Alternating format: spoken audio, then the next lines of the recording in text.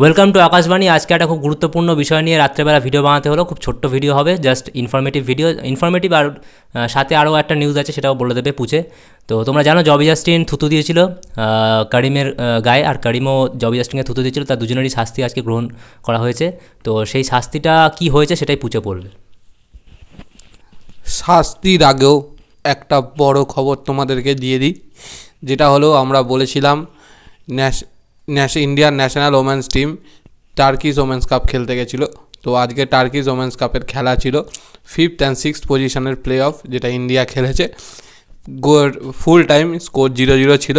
ট্রাইব্রেকারে India 4-3 গোলে হেরে গেছে কাজাকিস্তানের কাছে, এবং ইন্ডিয়া টার্কিশ ওমেন্স কাপে 6th পজিশন পেয়েছে। তো এটা একদম লেটেস্ট নিউজ। আর আজকেই ওমেন্স কাপটা শেষ হয়েছে। তো এবার চলে আসি জবি জাস্টিন আর করিমের কথায়। তো লাস্ট যেই খেলাটা হয়েছিল আইজলের সাথে ইস্টবেঙ্গলে, তো ওখানে 70 মিনিটের মাথায় করিমের সাথে জবির একটা ট্যাকেল হয়, এবং তাতে করিম জবিকে মারে, এবং করিম রেড কার্ড দেখে মাঠ থেকে বেরিয়ে যায়। এবং তারপরেই ওইখানে একটা ঝামেলা লাগে, এবং সেখানে নাকি দেখা গেছে যে জবি থুতু দিয়েছে করিমের গায়ে, এবং উল্টে করিমও জবির গায়ে থুতু দিয়েছে। তো সেটা আইজল এফসির প্লেয়ারে অ্যাপিল করেছিল। তো ওটা ম্যাচ রেফারি এবং ম্যাচ কমিশনার দুজনে মিলে ভিডিওটা পাঠায় এআইএফএফের। তো আজকে এআইএফএফ ডিসিপ্লিনারি কমিটি ওর ডিসিশানটা নেয়, এবং টোটাল 6টা ম্যাচ ব্যান করেছে জবি এবং করিম ওমেলজা দুজনকেই, সাথে 1 লাখ টাকা করে জরিমানা করেছে। সুতরাং জবির আই লিগ খেলা এই বছরের মতো শেষ হয়ে গেছে। এই বছর আর আই লিগেও খেলতে পারবে না, যে লাস্ট ম্যাচটা রয়েছে সেটাতেও খেলতে পারবে না, আর সুপার কাপেও থাকবে না। যদি ইস্টবেঙ্গল সুপার কাপের ফাইনালে ওঠে তাহলে ফাইনাল ম্যাচ খেলতে পারবে, কারণ সুপার কাপে ফাইনালে যেতে গেলে ইস্টবেঙ্গলকে মিনিমাম 3টে ম্যাচ খেলতেই হবে, রাউন্ড অফ 16, রাউন্ড অফ 8 আর সেমিফাইনাল।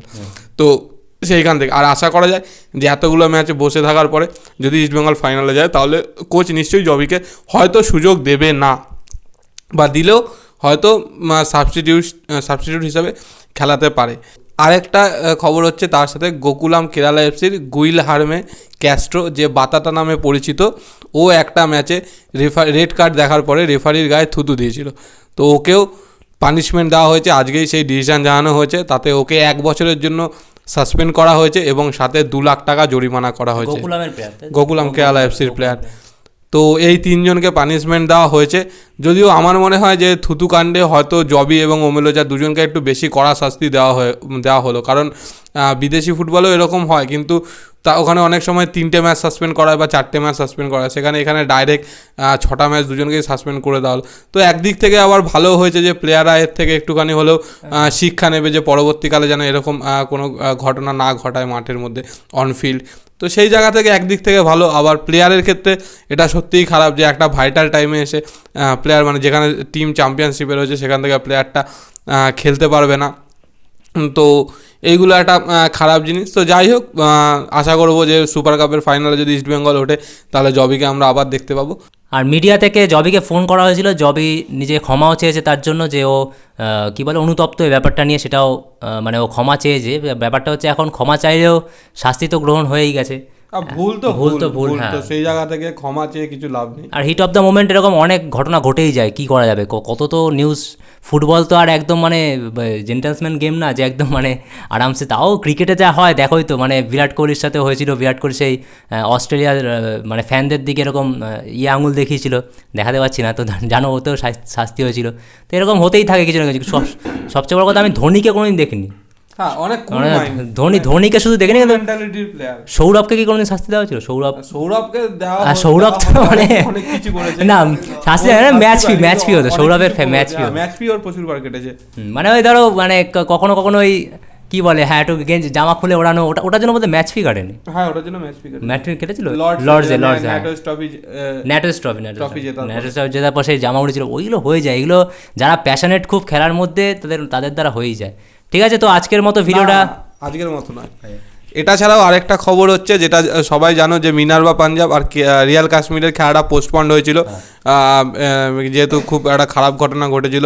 তো সেইটা নিয়েও একটা ডিসিশন এআইএফএফ আলোচনা করেছে যে কবে ওটা রিশিডিউল করা যায়। তো খেলাটা রিশিডিউল হচ্ছে, পয়েন্ট ভাগাভাগি হচ্ছে না, বা রিয়াল কাশ্মীরকেও পয়েন্ট দিয়ে দেওয়া হচ্ছে না। তো মোস্ট প্রবাবলি খেলাটা হবে হচ্ছে 12 মার্চ এই খেলাটা হওয়ার কথা আছে, সেটা দিল্লিতে হতে পারে। কিন্তু আগামীকাল মানে আগামীকাল না, আজকেই বলবো কারণ ভিডিওটা আজকেই বেরোচ্ছে, 6 মার্চ ওইটা পুরো ফাইনাল ডিসিশান জানাবে AIFF যে কবে খেলাটা হবে এবং কোন ভেন্যুতে হবে। এছাড়া আরেকটা খবর হলো, একজন ইয়ং প্লেয়ার, একদম ইয়ং স্টার, শ্রেয়াস ভিজি বলে একটা প্লেয়ার মিনার্ভা পাঞ্জাব এফসিতে সাইন করেছে, যে গত বছর কেরালা এফসি সেকেন্ড ডিভিশনে টপার ছিল, মানে হায়েস্ট গোল স্কোরার ছিল। তো ওকে মিনার্ভা এফসি সাইন করিয়েছে। তো আশা করা যায় হয়তো চেন্নাইয়ের সাথে ও খেলবে, কারণ একটা ইয়ং প্লেয়ার প্রচুর গোল করেছে একটা টুর্নামেন্টে কেরালা এফসির হয়ে। তো সেখান থেকে এর দিকেও নজর রাখতে হবে লাস্ট ম্যাচে, যদি ওকে সুযোগ দেয় কোচ। তো আজকের মতো ভিডিওটা এখানেই শেষ করছি। ভালো লাগলে লাইক করো, শেয়ার করো, আর সাবস্ক্রাইব তো করতে একদমই ভুলো না। আর যেরকম বলে গুড্ডুর কথা আজকে পুচে বলবে যে তো আজকের মতো টা টা, আর বেল আইকনটা টিংটং করে